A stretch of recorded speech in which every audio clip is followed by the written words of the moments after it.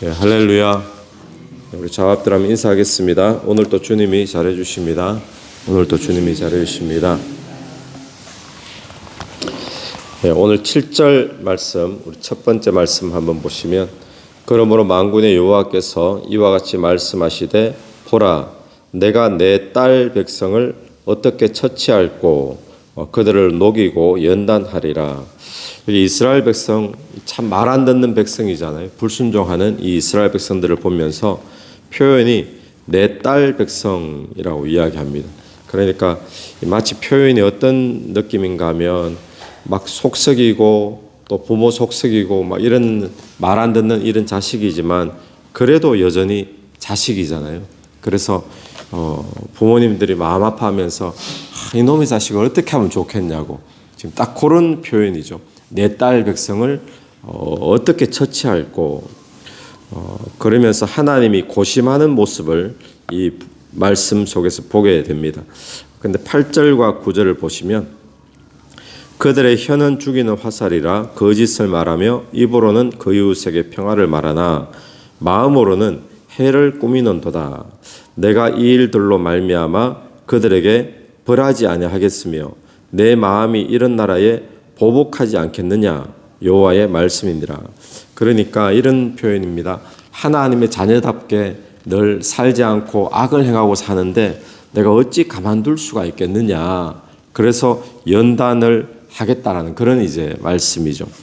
하나님의 심판이 그래서 임하게 되는데 10절을 보면, 내가 산들을 위하여 울며 부르짖으며 광야 목장을 위하여 슬퍼하나니 이는 그들이 불에 탔으므로 지나는 자가 없고 거기서 가축 소리가 들리지 않고 공중의 새도 짐승도 다 도망하여 없어졌음이라. 내가 예루살렘을 무더기로 만들며 성량이 굴이 되게 하겠고 유다 성읍들을 황폐하게 하여 주민이 없게 하리라.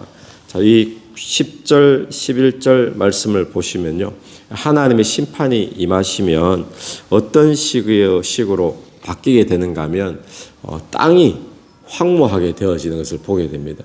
예루살렘 땅이 11절에서는 무더기가 되고 성량이 굴이 되고 유다 성읍들 황폐하게 하여 주민이 없게, 사람이 살만한 땅이 지금 안 되도록 그 땅을 황폐하게 폐허가 되도록 만들겠다라는 거죠.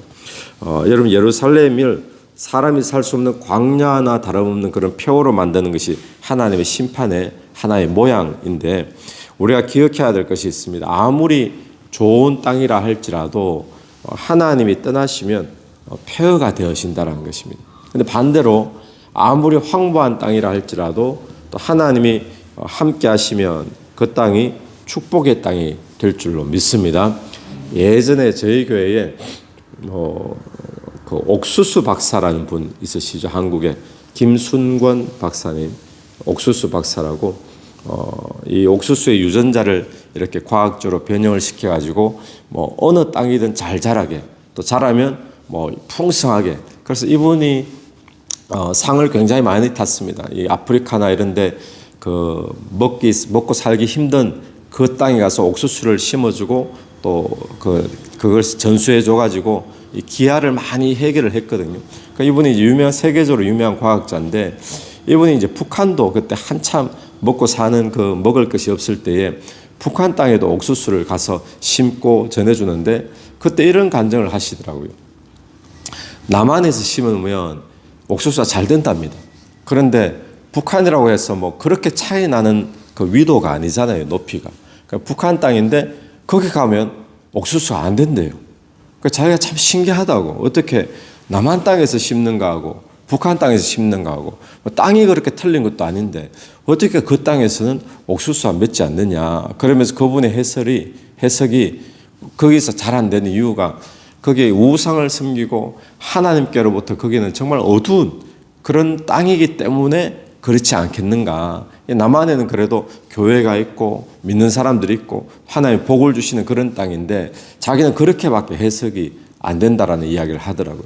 여러분, 오늘 그렇습니다. 오늘 이 심판에 보면 딱 그 모양 같습니다. 하나님께서 이스라엘 백성을 심판하는데 이 백성들 때문에 땅이 지금 폐허가 되어버리는 것처럼 오늘 우리의 인생을 땅이라고 한번 생각을 해본다면 오늘 우리의 삶이 폐허와 폐허처럼 그런 인생이 있을 수 있는가 하면 또 어떤 인생은 옥토처럼 뭘 심어도 잘 나는 그런 인생이 있을 수도 있는 거죠. 오늘 저와 여러분의 삶이 하나님이 함께 하시면 하나님의 복을 주시면 환경도 상황도 광야처럼 좋지 않을지라도 하나님이 함께 하면 그곳에 30배, 60배, 100배 그런 풍성한 인생이 되어질 줄로 믿습니다. 그런데 우리가 하나님을 떠나면 하나님께 순종하지 않고 우상을 섬기고 그렇게 살면 우리의 인생이 아무리 좋은 환경 가운데 있어도 늘 메마른 인생을 살 수밖에 없다는 사실을 기억하면서 오늘 이 말씀이 우리의 인생에 폐허 같은 땅이 될 것인가 아니면 풍성함을 누리는 땅이 될 것인가 오늘 우리의 인생에 풍성함을 누리는 그런 삶이 되기를 간절히 바랍니다. 또 하나 보는 것은 13절부터 나오는 말씀인데요. 15절이죠. 15절부터 나오는 말씀인데 16절을 보십시오. 그들과 그들의 조상이 알지 못하던 여러 나라 가운데에 그들을 흩어버리고 진멸되기까지 그 뒤로 칼을 보내리라 하셨느니라. 이스라엘 백성들을 흩어버리십니다. 이게 하나님의 두 번째 심판의 두 번째 모습이죠. 첫 번째 모습은 땅을 황폐하게 사람이 못 살도록 그래서 이들을 이제 흩어버리시는 거예요. 유배시키는 거죠. 결국에는 이들이 이 말씀처럼 포로로 다 끌려가 버리고 또 포로로 끌려갔던 사람들이 돌아와 보니까 그 땅이 어땠습니까? 다 황폐해져 버렸잖아요. 그 땅에 정말 성냥이들이 굴이 되어지고 그렇게 되어 버렸던 거죠. 그럼 어떻게 해서 그러면 이런 일이 벌어졌는가? 12절을 보면요. 지혜가 있어서 이 일을 깨달을 만한 자가 누구며 여호와의 입에 말씀을 받아서 선포할 자가 누구인고 이 땅이 어찌하여 멸망하여 광야같이 불타서 지나가는 자가 없게 되었느냐. 자, 여기 보면 어떻게 이런 일이 벌어졌는가 이것을 깨닫고 아는 것이 지혜입니다. 오늘 저와 여러분의 삶에 어떤 일이 발생할 때 또 황무함이 있을 때 예전에는 사람들이 막 북적북적했는데 이제는 그 성이 폐허가 되어지는 것처럼 그런 것을 느낄 때 저와 여러분이 깨닫고 아는 은혜가 있게 되기를 바랍니다. 그게 지금 지혜인 거예요. 그래서 12절에서 지혜가 있어서 이 일을 깨달을 만한 자가 누구며 그러죠. 자, 그럼 왜 이런 일이 생겼죠? 13절 보시면 여호와께서 말씀하시되 이는 그들이 내가 그들의 앞에서 세운 나의 율법을 버리고 또 내 목소리를 순종하지 아니하며 하나님의 말씀을 버렸어요. 또 하나님 말씀에 순종하지 않아요. 그리고 14절 그 마음의 완악함을 따라 그 조상들이 자기에게 가르친 바알을 따랐습니다. 간단합니다. 왜 이 땅이 폐허가 되었는가? 왜 이들은 포로로 끌려가고 흩어지고 유배당하게 되었는가? 하나님의 말씀을 지키지 아니하고 하나님의 말씀 듣지도 아니하고 오히려 뭘 들었다는 거예요? 오히려 바알을 따랐습니다 라고 이야기하고 있습니다. 그런데 거기에 표현이 이런 표현이 있습니다. 바알을 따르는데 14절을 다시 보시면 그 마음의 완악함을 따라 그 조상들이 자기에게 가르친 바알을 따랐습니다. 그 조상들이 자기에게 가르친 바알들. 그러니까 이들이 하나님 말씀대로 따라야 되는데 그게 아니라 조상들이 가르친 대로 따랐다 이렇게 볼 수도 있잖아요. 하나님 말씀대로 안 따르고 조상들이 가르친 대로 따랐다. 그래 바알을 따르게 된 거예요. 이걸 이렇게 한번 바꿀 수도 있을 것 같아요. 요즘 우리 시대에 이렇게 한번 하나님 말씀대로 따라야 되는데 지금 세상이 가르치는 대로 따라 사는 것.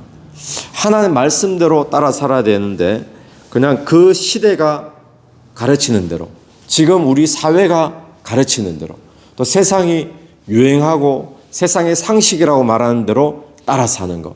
그렇게 살면 오늘 우리도 어떻게 삽니까? 물질을 중심으로 살죠. 또 하나님보다는 우상을 쫓아서 살죠. 그렇게 살 수밖에 없는 거죠. 그래서 오늘 저와 여러분이 하나님 말씀 붙잡고 사는 것이 중요한 줄로 믿습니다.